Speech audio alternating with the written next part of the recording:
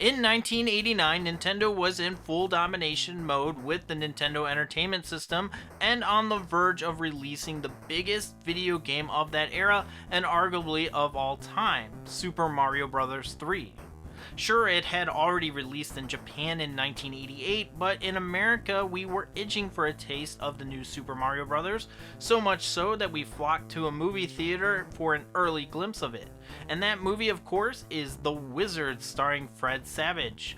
Released on December 15, 1989, The Wizard follows two boys on an adventure from Utah to California and the friends they meet along the way. The movie was critically panned when it was released. Roger Ebert questioned the ethics of the film, calling it a thinly disguised commercial for Nintendo video games and the Universal Studio Tour. With a budget of only $6 million, The Wizard would open at number 5 at the box office and gross $14 million over its full time in the box office. So not really that much of a success. Back to the Future 2 was still going strong, and National Lampoon's Christmas Vacation dominated the charts. But $2 million in the opening weekend wasn't too bad for The Wizard given the circumstances. The Wizard stars wholesome child star Fred Savage, better known for The Princess Bride in 1987 and 1988's epic The Wonder Years. Also starring Luke Edwards as Jimmy, Christian Slater as Nick, and Jenny Lewis as Haley. The movie premise is pretty simple. I mean, it is a children's movie after all. You have Jimmy, who can only say California. California. California. And he's always trying to escape the home that he's in, and then his half-brother Corey decides to break him out for good and escape to California. As Jimmy and Corey are just skateboarding to California, they stop at a Greyhound station to buy a ticket, which costs $226 for 2 tickets. Turns out that kids don't make any money and they're stuck. And that's when they meet Mastermind Haley. She's from Reno and her dad's a trucker, so she can help them to get to California. But how? Well, it turns out that Jimmy is really good at Double Dragon. He scores 50,000 points. 50,000? You got 50,000 on Double Dragon? I mean, Double Dragon is really hard, so 50,000 points isn't really small potatoes when you look at it. So, Haley decides that they should enter Jimmy into the video Armageddon, where the main prize is $50,000. So that's the new motive to get to California, and we see Jimmy, Corey, and Haley grift a bunch of people of money by schooling them at video games. Jimmy just can't be beat. There are setbacks along the way, but no matter the circumstances, even getting robbed isn't enough to discourage the gang of their ultimate goal of getting to California and winning 50 G's. As the kids are on their adventure, the dad, Sam, and his son Nick are searching for them to compete with the sleazy bounty hunter.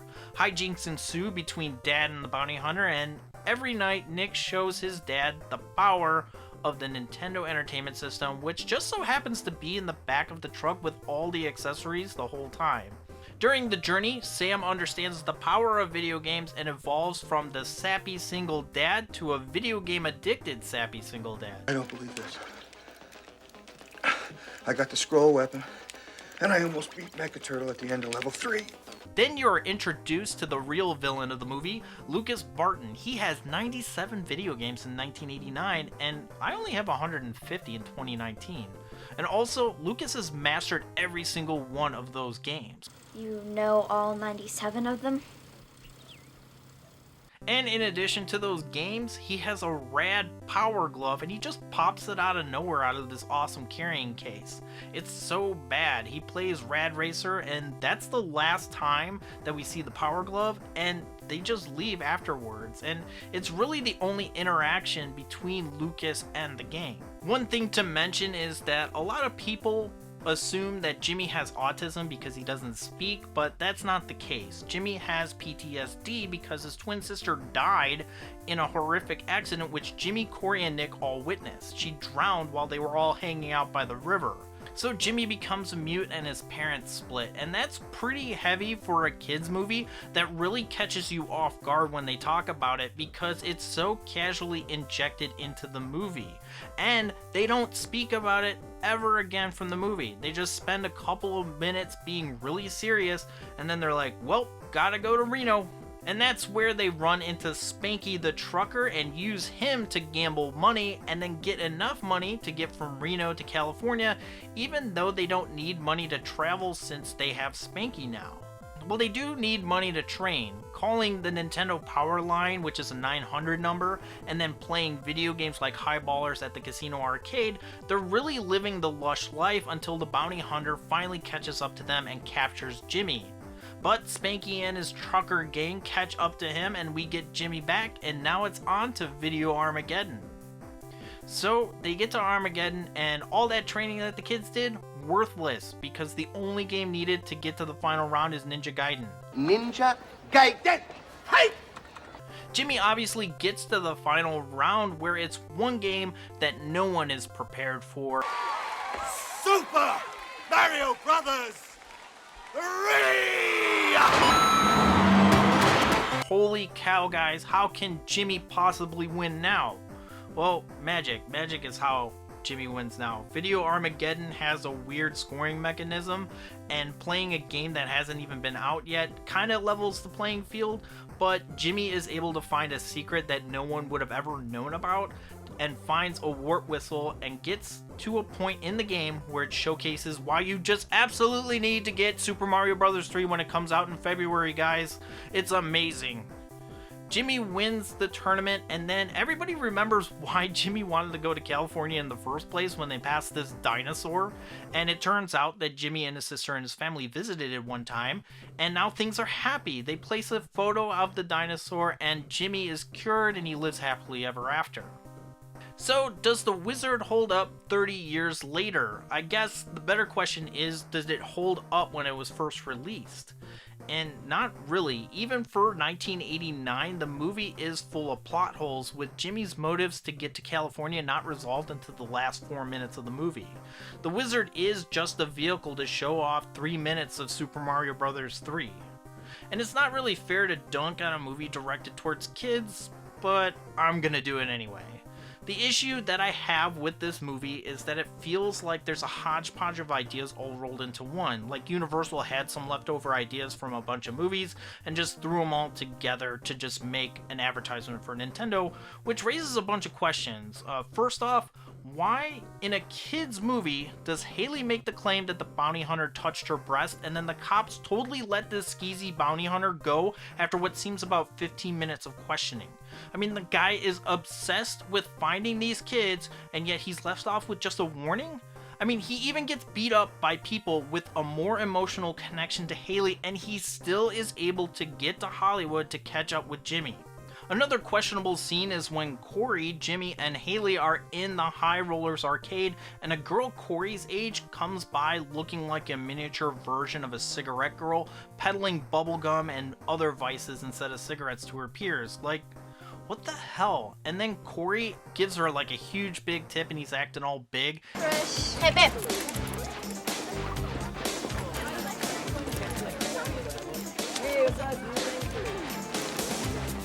And, keep the change. Also, the only kids with money are Corey and his crew. Where are all the kids getting their money? I know this is a movie aimed at kids, so it's fun to pretend to be an adult, but dang, that's just weird. And lastly, the video games. A lot of people will tell you that this is one big advertisement for Nintendo, and for the most part it is. The Power Glove and Mario 3 are the biggest tie-ins here. But I did watch the movie over again before I wrote this video, and I paid attention to the games that were played, and while there are a lot of recognizable NES titles, they're only there for a short amount of time, and the bulk of the games are mentioned in a montage of Haley calling the Nintendo Power Line, asking for tips on those games. And even then, there's only 12 games featured before the big one, Mario Bros. 3, and of those mentioned, only 4 games are Nintendo first-party titles, so make of it what you will. So where are they now? Fred Savage and Christian Slater are really the only two actors that have name recognition for acting in 2019. The other main characters are mostly still in acting roles, but otherwise unknown. Luke Edwards, that played Jimmy, is still in smaller acting roles. Jenny Lewis, who played as Haley, is more of a singer-songwriter than anything else, most recently appearing on late-night TV shows promoting her singing career. Sam McMurray, who plays the stepdad, still gets roles as a father figure, and he's still going strong today. And Todd Holland, a director, would go on to direct 26 episodes of Malcolm in the Middle and a couple of other shows. But Jackie Vincent, the guy who played Lucas, well, he's a registered sex offender and finished up his probation for child molestation, so he's definitely still a villain to be sure. Overall, it's really hard to defend the quality of The Wizard, but there are a lot of 80s kids movies out there that don't really hold up today or even at their time. But it is a really fun piece of gaming history that launched a number of video game movies based on popular video games like Mario and Doom. Getting a copy of The Wizard isn't too difficult. I got a copy of The Wizard on VHS for $10 and a more rare VHS screener for $50. If you want a more modern way to watch The Wizard, you can easily get it on Blu-ray, but the quality feels like a DVD version on a Blu-ray disc, or you can hold out for the collector's edition, which looks like it comes with a steelbook for $20. I'm not sure if it's going to be remastered or not, but it's worth a shot. And that comes out in March of 2020. Of course, you can also rent it on Google for $4.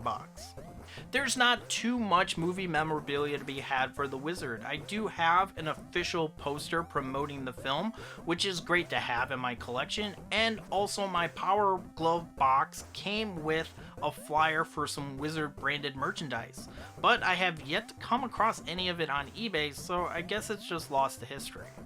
So that's it for this video. Let me know what you think about it. Does The Wizard still hold up, and would you like me to cover more video game related movies in the future?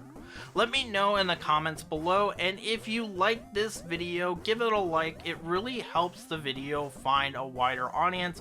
And if you're new here, in addition to these commentary videos, I have a series called Retronomics, which evaluates prices affecting video games. So if that's something that you're interested in, consider subscribing for future content. Thanks so much for watching. I'm Super Nintendo, and I'll see you next time.